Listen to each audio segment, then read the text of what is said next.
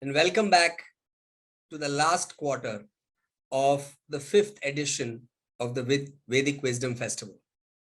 For the next 1 hour, you're going to listen to somebody who's going to talk to you about Mahabharata and self-enquiry. And honestly, I can't think of a better person whom we could have identified to talk to you about this subject.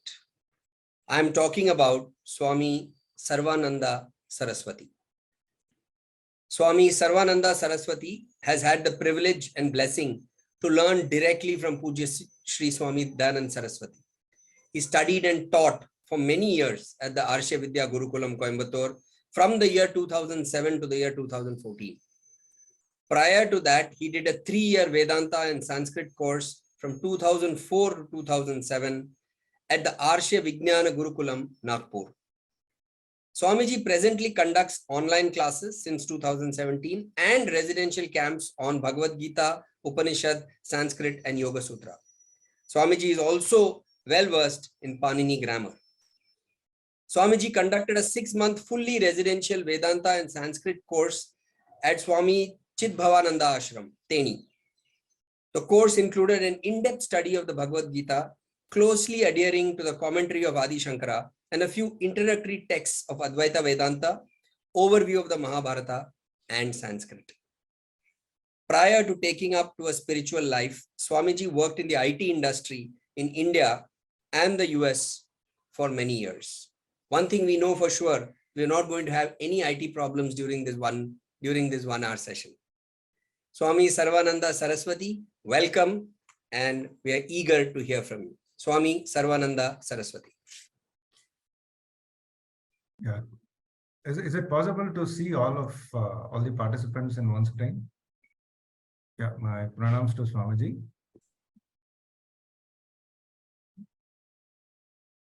So in this session, we will look into how to use the Mahabharata, use the knowledge that's available in the Mahabharata. Swamiji, can you be a little louder? Little louder. Okay. Yeah. So we will see how to use the knowledge available in the Mahabharata.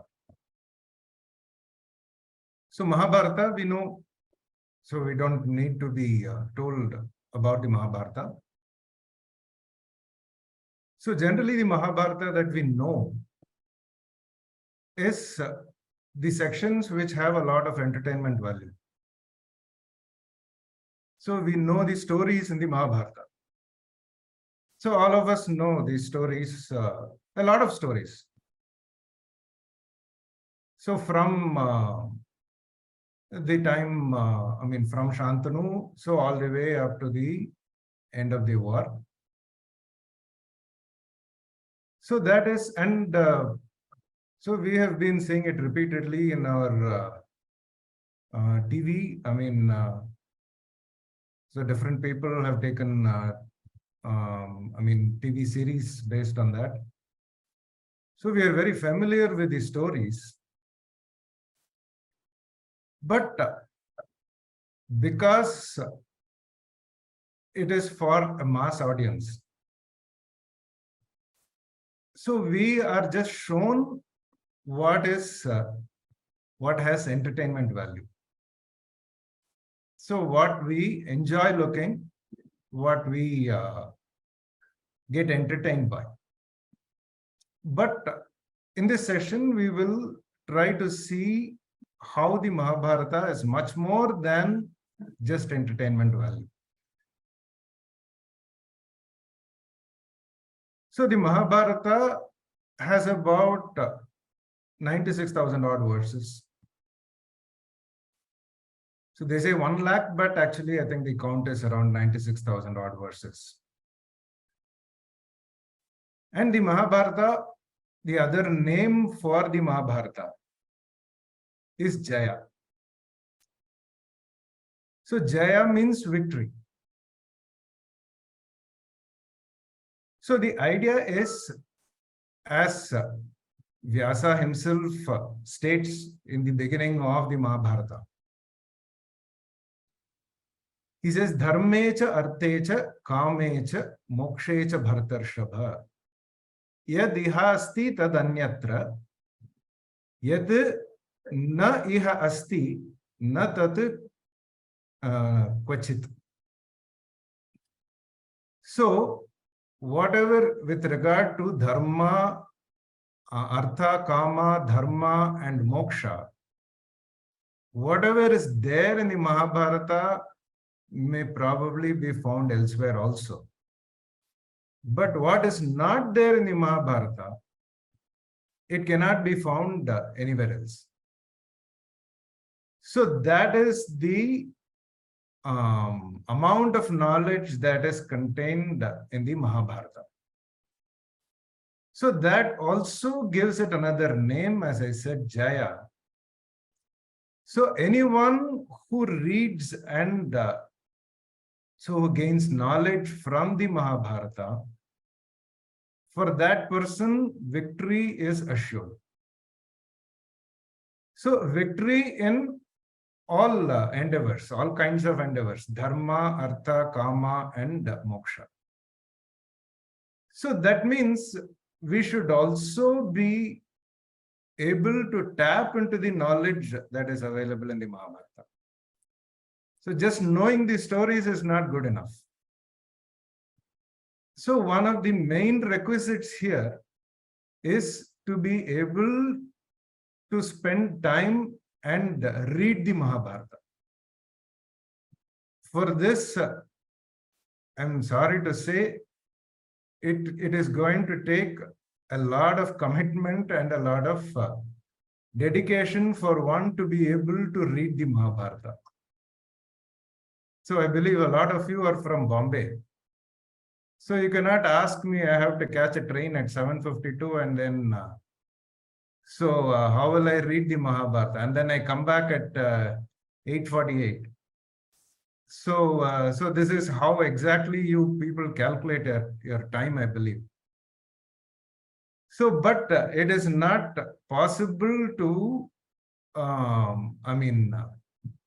put some restrictions on reading the Mahabharata. So you will need to take the time and you will need to have the dedication. One possibility is probably you could just put the Mahabharata in your backpack and then read it in the train.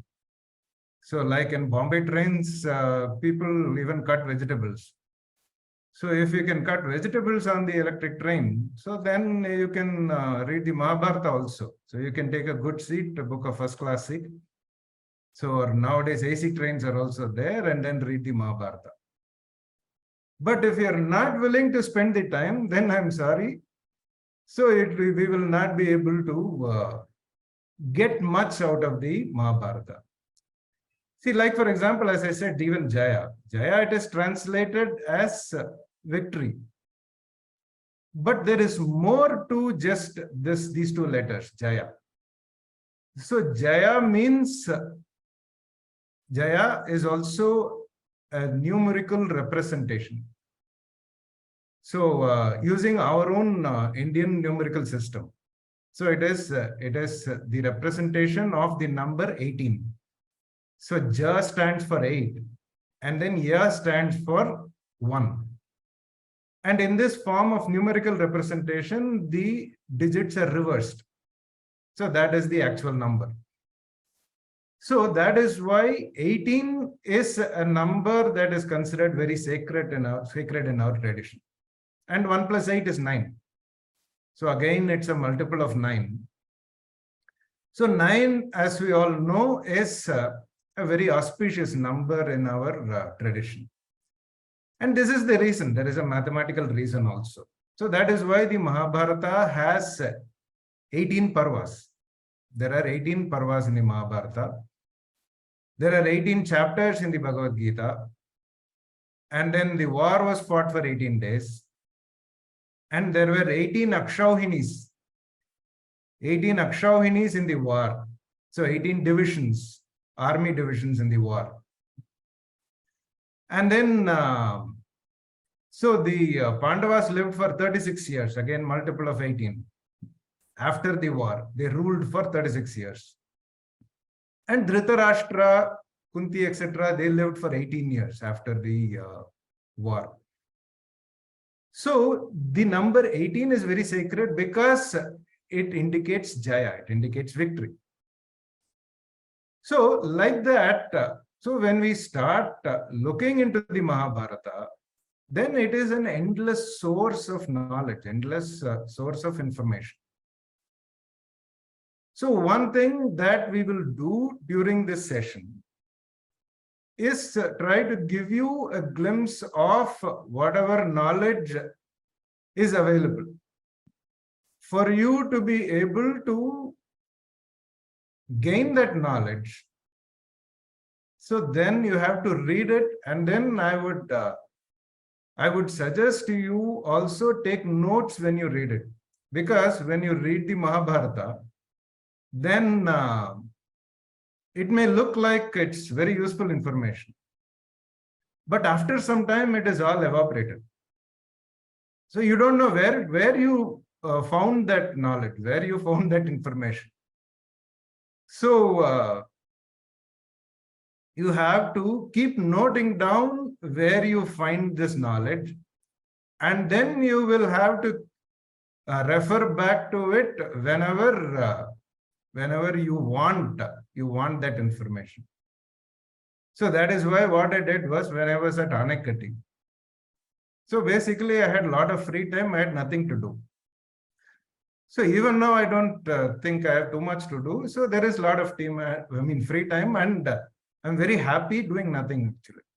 So I don't like to be a busy person. I never like to be. So I think calling oneself busy is a sign of lack of maturity. So wanting to be busy all the time. So I know it might not, people in Bombay might not like it. So, but one should not be too busy in one's life, because there are so many things to do. So just being busy in one area is a waste of one's life. So that is why, when I was at Anekati, so there was a lot of time.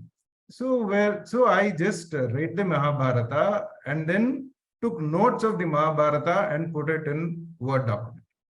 So today what I'm going to do is try to give you a glimpse of what are all the various stories that we may not have heard from the Mahabharata, and how to look at the stories as sections which convey a certain message. So the stories are not there, as I said, just for entertainment value.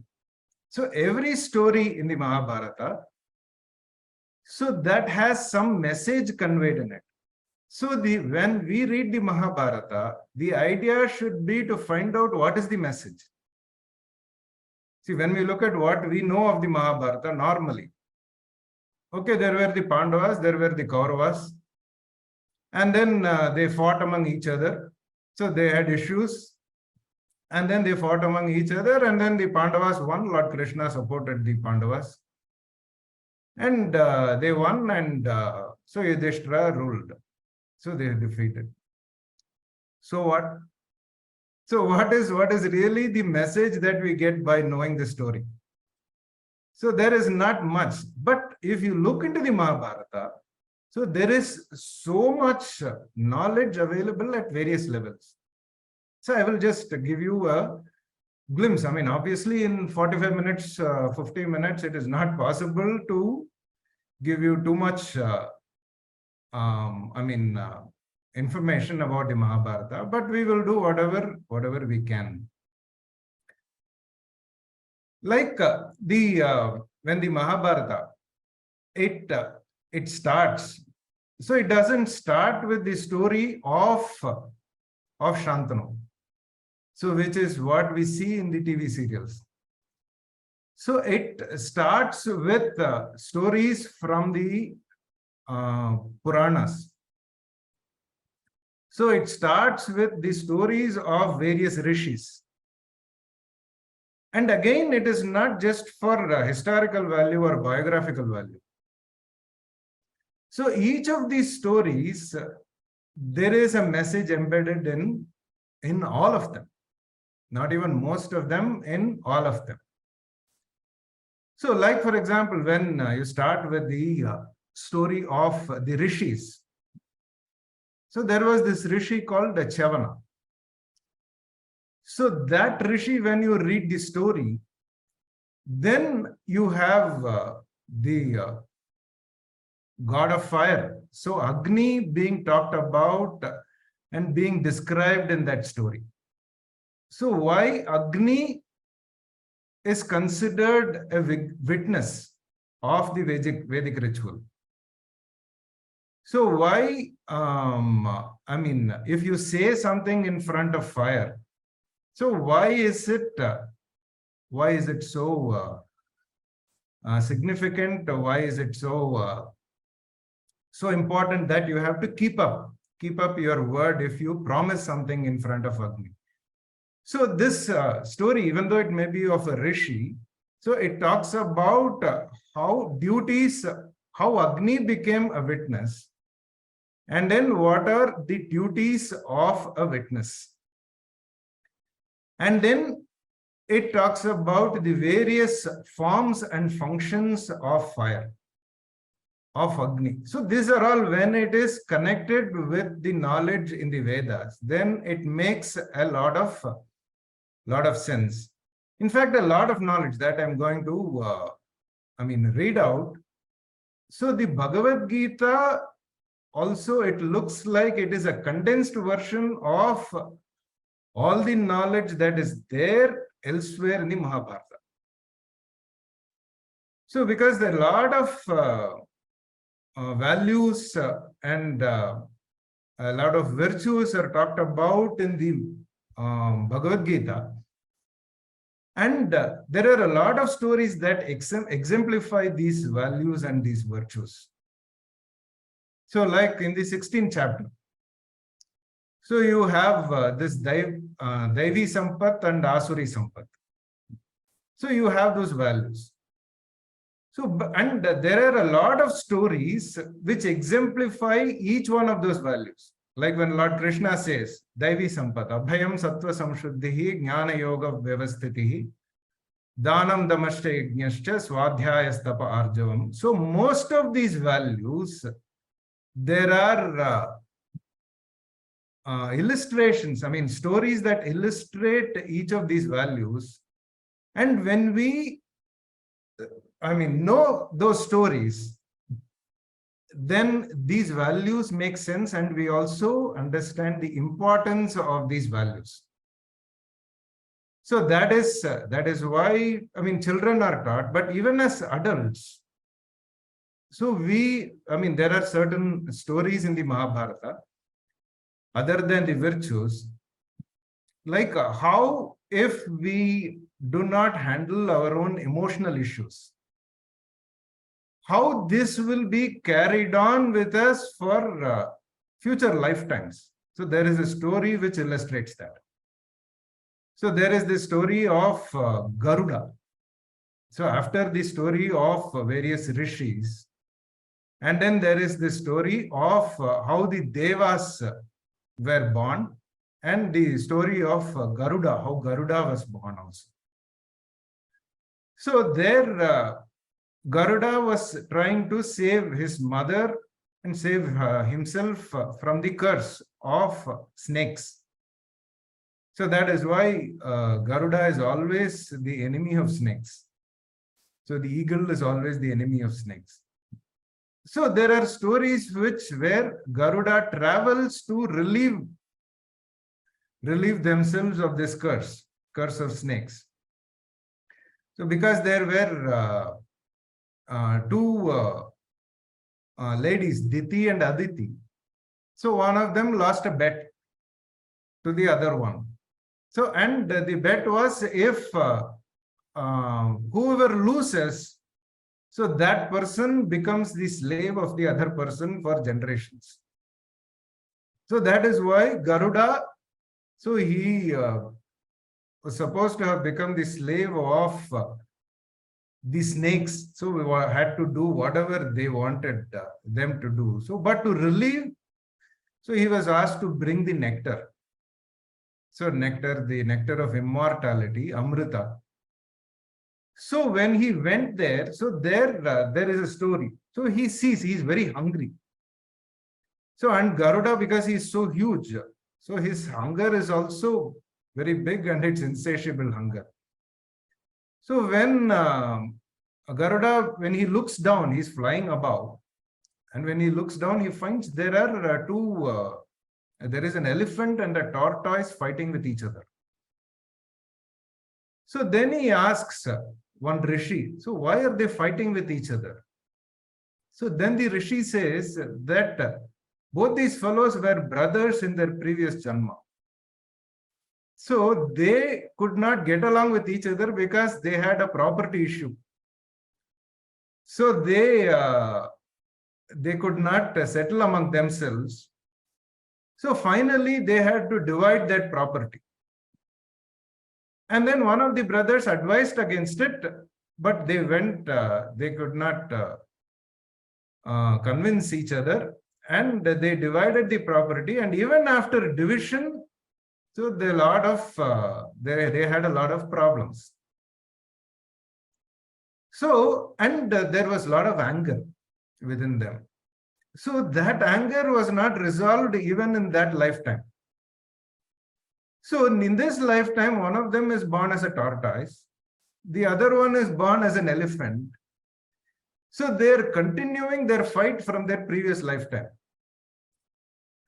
So this story illustrates that how badly we need to resolve our emotional issues in this lifetime.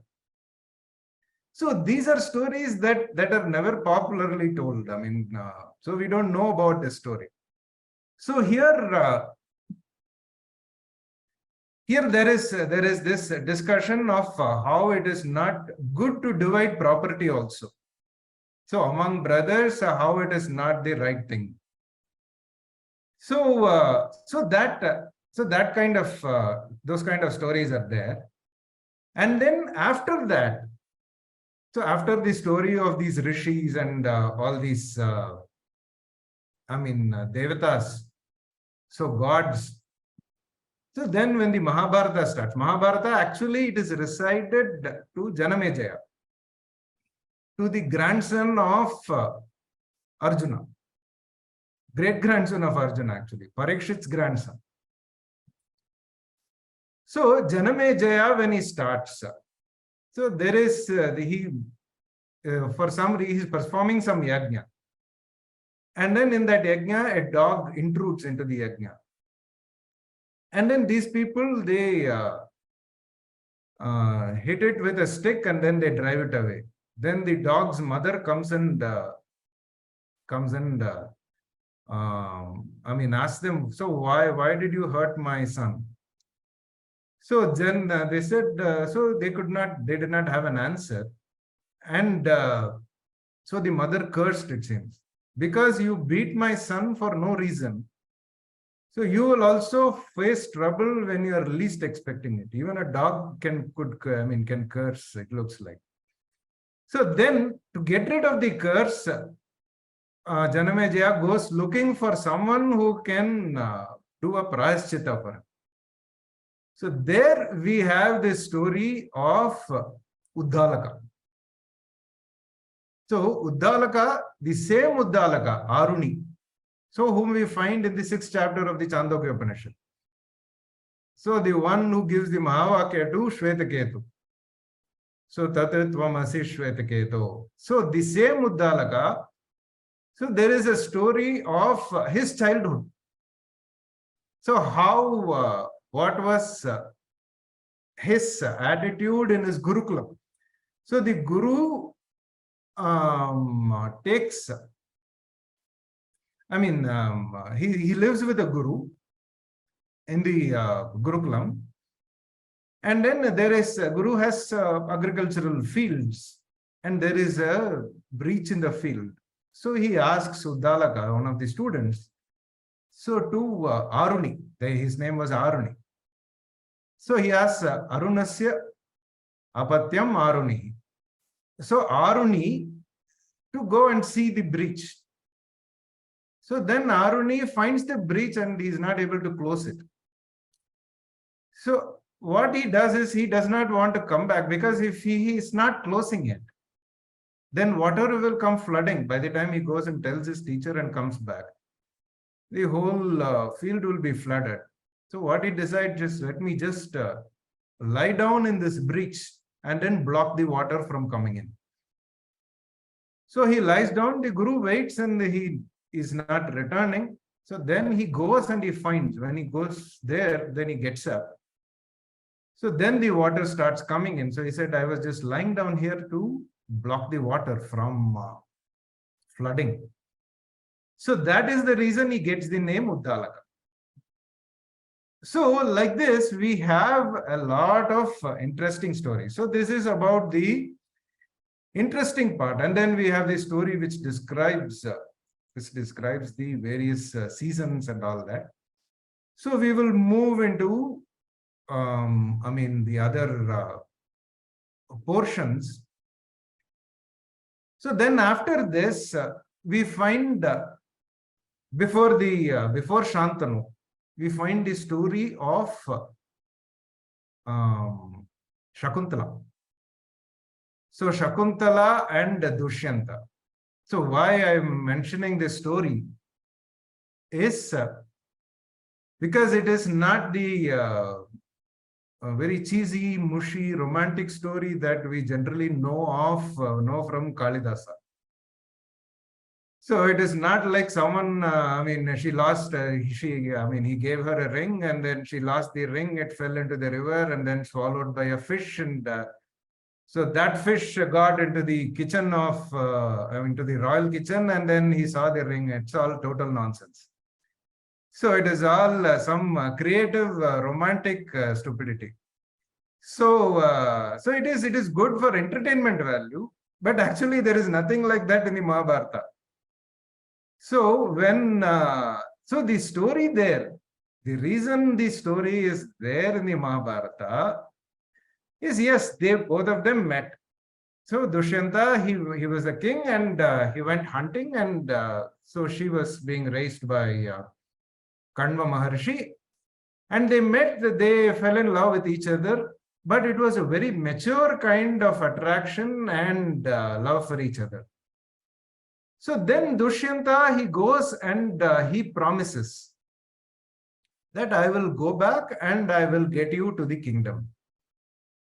So then this Bharata, so Shakuntala's son Bharata, so he is growing up in the ashram. So then when he was about 5 or 6 years old, so then Kanva Maharshi says it is time for him to go to the king. So he is not a Rishiputra, he is a Rajaputra. So he has to be the next king. So he has to be trained like a king. He should not be trained like a hermit. So which is what he will be if he stays in a hermitage. So then with all fanfare, just like a daughter-in-law sent to her in-law's place, so Kanva Maharshi sends Shakuntala, and then Shakuntala goes and then she presents herself and her son to Bharata, to Dushyanta. So then Dushyanta in the court, he says, see, you are coming from some place and you say that, this is a son born to you and me. But I don't remember anything like that. How can you just come and claim that, so this is my son? So then, the reason I'm saying this, there is a beautiful discussion between Shakuntala and Dushyanta about the duties of a son, the duties of a father, and then the duties of a husband. So the duties of a wife. All of this she very fluently she talks about. And so then after all of this, Still, Dushyanta plays with her and then says, still, I don't remember. I mean, you talk very well, so you have a lot of knowledge. But still, this doesn't prove that this is my son. So then Shakuntala, such a bold lady, so she goes ahead and she declares that whether you accept it or not, the universe knows that this is your son. And it is, whether you want it or not, whether you like it or not, he will become the next king of this country. And then when she declares like this, there is a voice heard. There is a celestial voice that is heard. And then that voice says that this is really true, so he is your son. Then Dushyanta says that, see, I was always playing along with you. I mean, just playing with you. So because if I just say that, okay, there was this lady I met in the forest and then I married her, so this is a son born to me, then these people would not, I mean, the people in the royal court will not be convinced. How do I prove your greatness to these people? So that is why I wanted you to prove yourself about your own greatness and your knowledge. And that is why I played this drama. So I always knew that this is my son. So there was no doubt, there was no question about that. So then he accepted.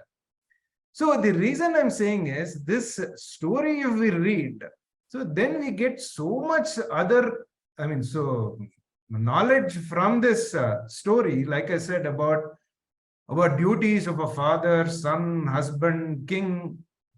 So all of that we get, and this is true of most of the stories in the Mahabharata.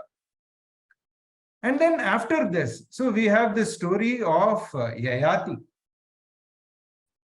So Yayati is a person who was so much attached to the body and to the physical youthfulness of the body.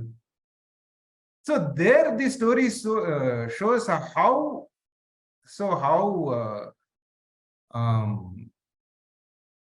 wrong it is, and how detrimental it is for our own growth if we have this excessive attachment to our own physical body and waste our time purely on improving our physical appearance.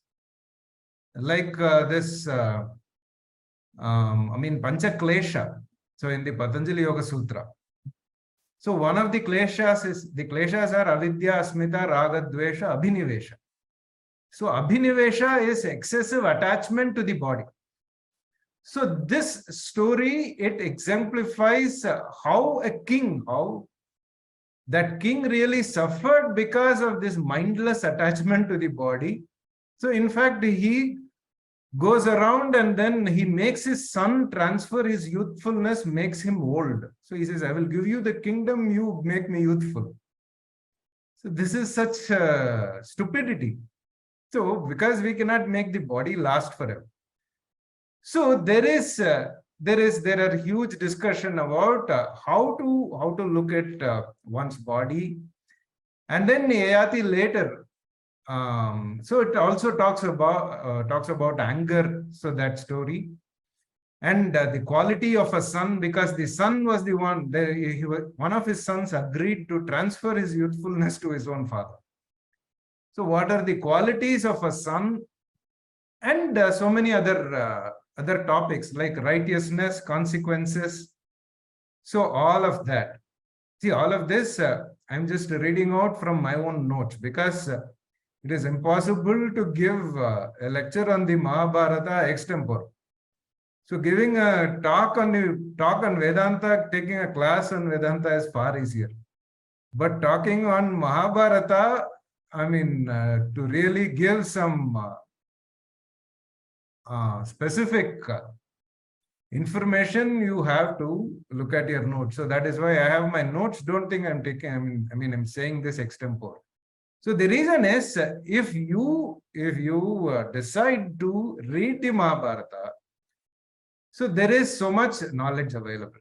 And then after this, so mainly the knowledge available, useful knowledge available for us, for our own emotional growth.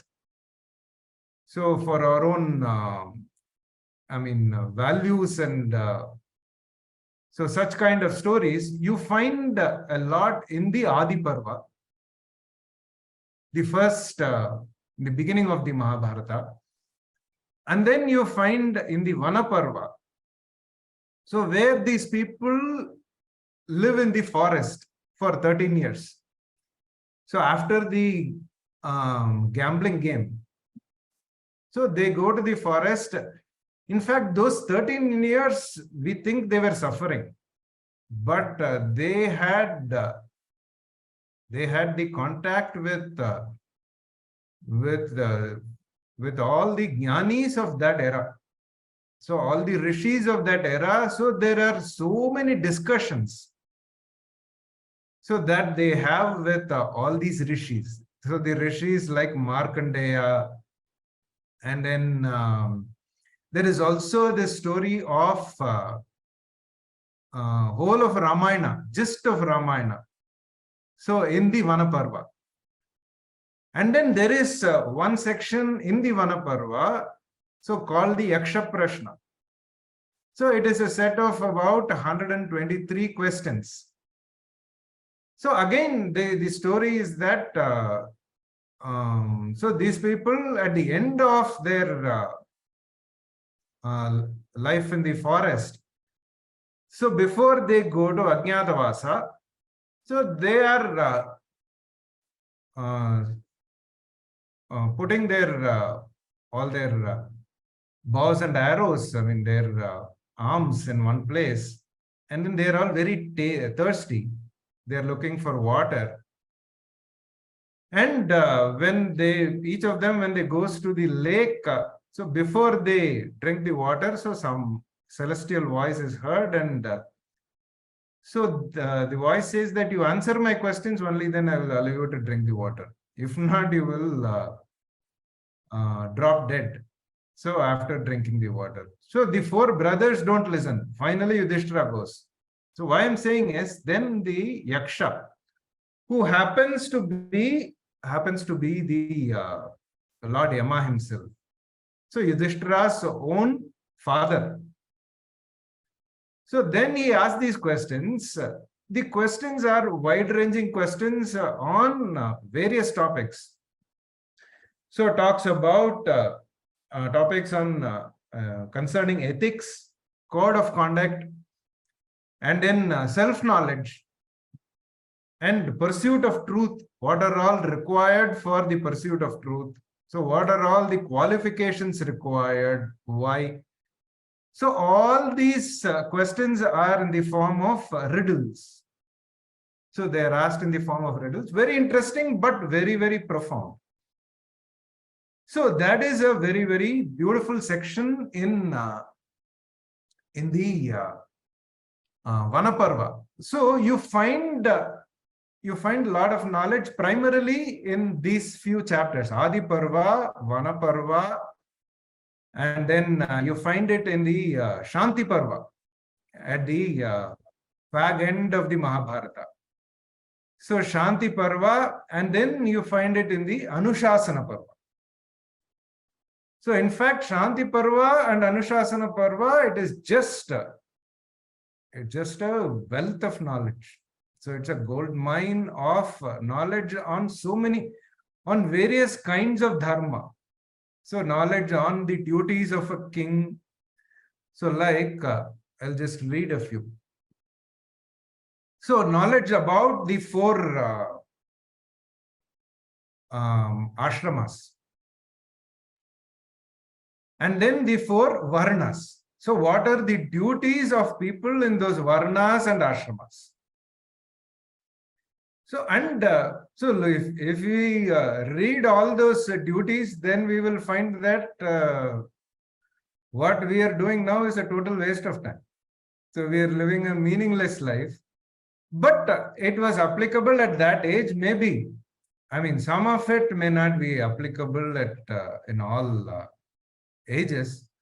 but still the fundamental principles that are given there, so they are eternally valid.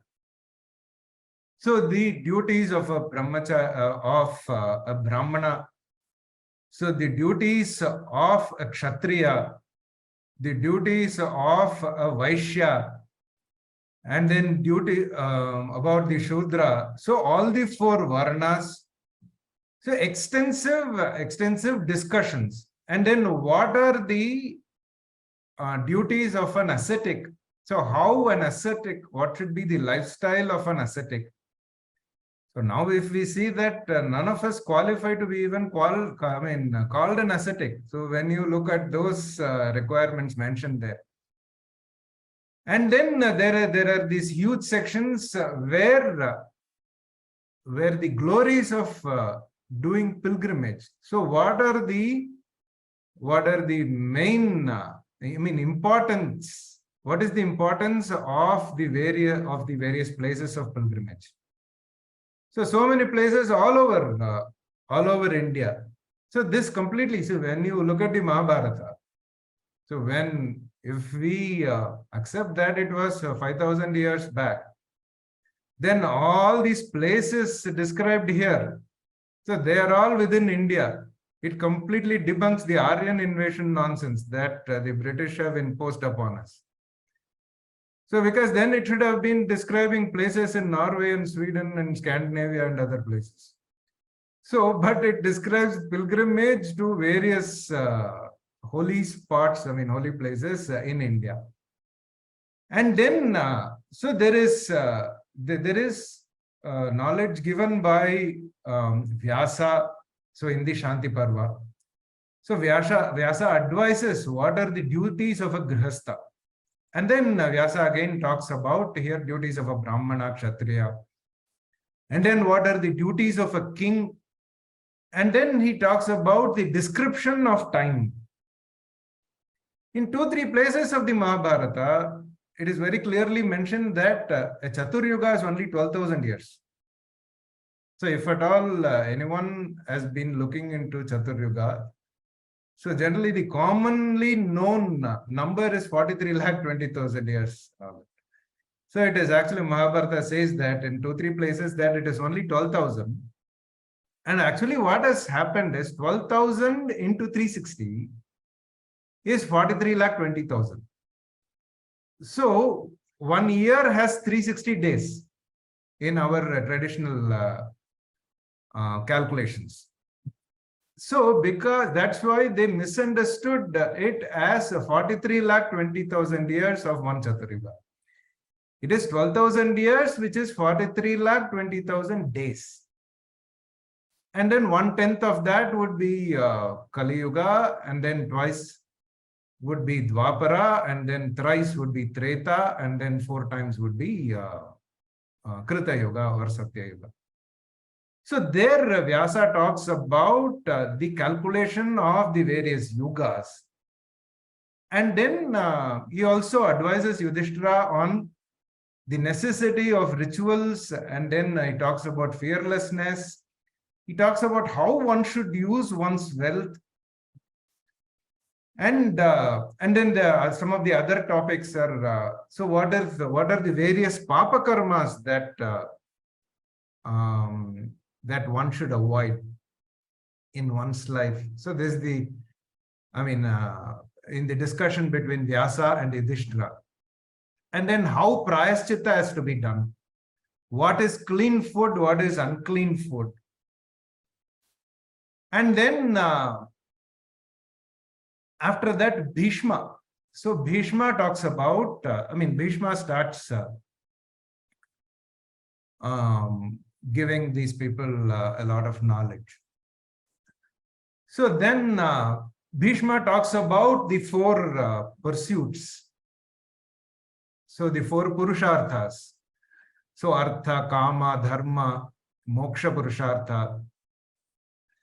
And then again the duties of the various varnas and ashramas. And then a whole elaborate discussion on Rajadharma. So how to collect taxes, how to protect a kingdom. So applicable for Yudhishthira because he's going to be the king. And then, so there is one section. So in the Anushasana Parva. So after the Shanti Parva, we have this Anushasana Parva. So where we have the three gunas, Sattva Guna, Rajo Guna, Tamo Guna, and then so many different levels or the shades of meaning that Sattva Guna, Rajo Guna, and Tamo Guna can have. It's a very beautiful list. In fact, I have stored it and I use it. So every now and then. So when you want to describe what are the qualities of Sattva Guna, generally we find a few qualities in the Gita also.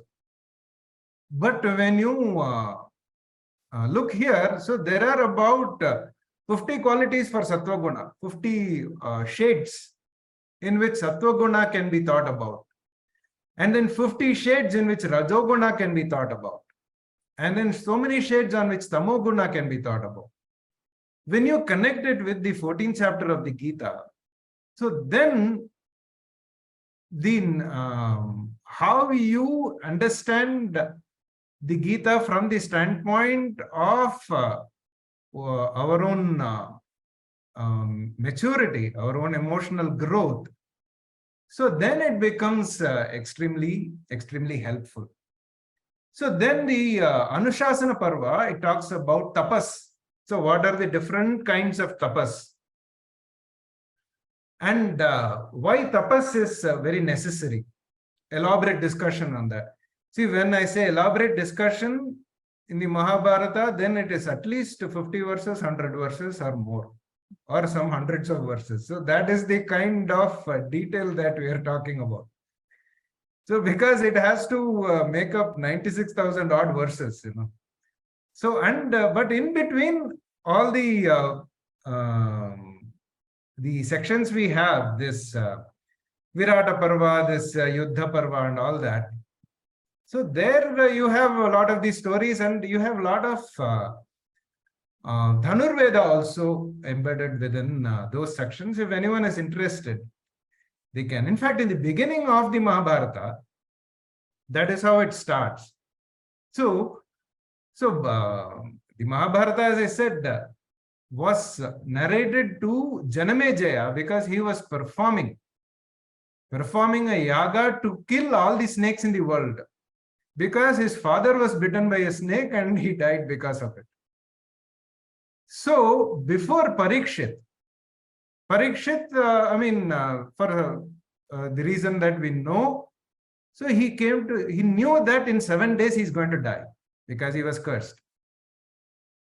So he had 7 days left. So there was one physician, Ayurvedic physician, who was a very great physician apparently at that time. So that physician, he knew that he could cure any poison. So he has the antidote to the most powerful poison in the world. So he wanted to go to the king, and then so he wanted to save the king, and then so he was interested in the wealth that the king will give because he has saved him. So in between, so this snake who is actually supposed to bite the king, Takshaka, so meets this Brahmana. So he comes to know that this Brahmana is the antidote. So and then he comes in the guise of a Brahmana, and then he tells this person, see, I have the most powerful venom. So, but you will not be able to do anything about it. If you really go to the king, you will make a fool of yourself. So then he says, okay, try. So let us see, whether I have the antidote or not. So then Takshaka, what he does is he assumes his snake form, and then he goes and he stings a huge banyan tree. So that huge banyan tree, which was hundreds of years old, is just reduced to ashes.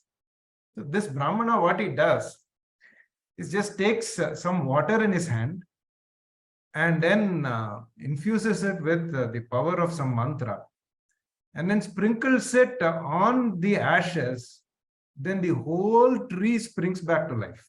First, a small sprout comes, and then a leaf, and then the whole tree comes back to life.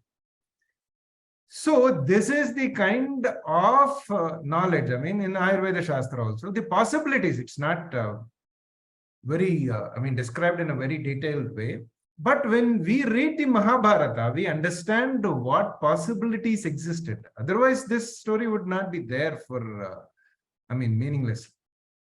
So what I tried to say during this session, so it's about 50 minutes now. So what I tried to say is that the knowledge or the stories that we know of the Mahabharata by themselves is not, it doesn't even capture the amount of knowledge that is contained in the Mahabharata. So in fact, it doesn't, it's just, it helps us know that, okay, so such a history was there, which is a good thing. But if we want to go beyond it, so then we really need to put in the effort and then look into the Mahabharata. So there are good translations available. So, so you can pick up any translation and read. You cannot, it need not necessarily be, you need not necessarily need to know Sanskrit also. So the translations are there, but don't read the vernaculars, read the original. So you should read only the Vyasa Bharata. The vernaculars have more story value. So vernaculars may not have all this knowledge. It is there only in the original, which you can take the translation. Maybe Gita Press translation is also there. So if you want it in Hindi, you can read it. Or the English, there is one M.N. Dutt. The translation English is not so great, but still you can manage.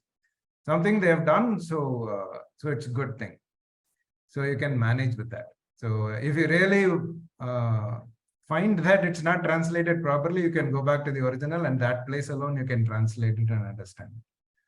But you will get a general gist from the reading the translation. So this is hopefully I have conveyed in small measure. So what I said I was hoping to convey. So if you have any question, please ask. Thank you, Swami Sarvananda Saraswati.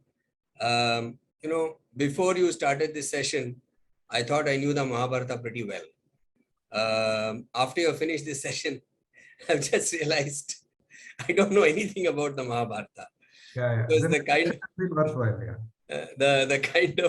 kind of stories that you have brought out, and the incidents and the learnings that are there in the Mahabharata are quite amazing. Honestly, most of the stories you said I hadn't heard. Most of them, a couple of them I'd heard, but most of them I hadn't heard before.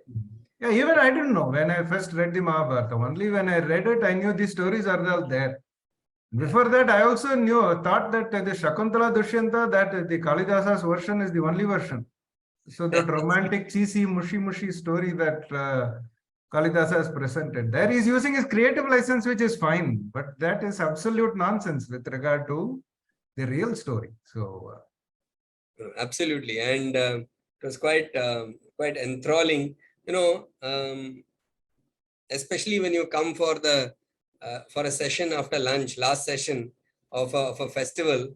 If you say 6 or 7 stories like you did, you're sure you can have your audience eating out of your hand, which I think exactly what happened in the last 50 minutes. But you also have given us a red flag saying there's no shortcut to Mahabharata, and even if you're in Bombay and traveling by train, you better start reading it fully, make time for it, because there's no other way to, and that to make notes, but there's no other way to master this massive 96,000 verses. No, also another reason was I was there for the last half an hour or so in the previous session. So you were giving a huge build-up, saying it's going to be a power-packed session. So let it be so. So let us make it a power-packed session.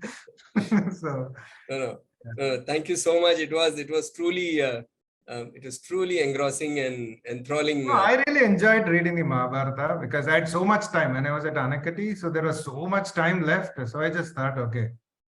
But the thing is, you need to have notes, and so I'm so happy. I mean, I knew it's going to be like that, because picking up what you thought you saw in the Mahabharata, it's worse than needle in a haystack. It's not even like needle in a haystack. So you never know where you read it. So so you need to have your own notes, and then you need to have a search also. That's why I put it in Word document.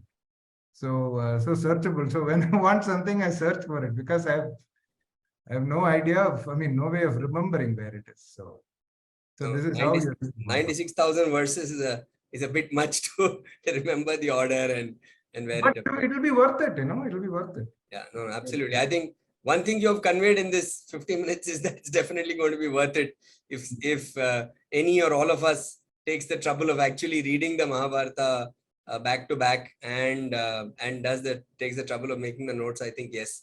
At the end There is a 9-volume series by Aman Dutt. So if you're interested, you can go ahead and get it. So and then we will slowly start reading it. Yeah. Swamini, would you like to thank Swami Sarvananda? Yeah. Sarvanandji, thank you very much for this session. I think one of the hallmarks of a good teacher is to also provide the lens with which something has to be looked at. You know, where we set the right context, how the context and how one has to look at something. I mean, as teachers of Vedanta, of course, we are looking at the vision, but within the vision and the greatness of Vedic wisdom, it's how the Vedas, the vision of the Vedas is reflected in the Itihasa, in the culture, in Mahabharata, Ramayana, of course, and how one has to look at it. I think that gift you have given everyone who has attended this session. All glory to Pujya Swamiji. So all this we learned only from him. So yes, of course, of course. Yeah. And also, you know, yesterday being Gita Jayanti, and today, I mean, Swami Brahmavedananji covered Gita as the essence of Vedic wisdom. So Gita as Moksha Shastra. Today, I was looking at Vishnu Sahasranama. And so therefore, again, we entered the Mahabharata. And then to close the festival with the way we need to look at it, you know, it was wonderful. And I'm sure everyone has been inspired to look at it, to approach it with the right attitude and framework and what we call hermeneutics of respect, not, you know, hermeneutics of skepticism. So thank you very much for this wonderful session. Thank you for having me. Dhanyavad. It was a pleasure. Thank you. Thank you, Swami. Swamiji. Thank you.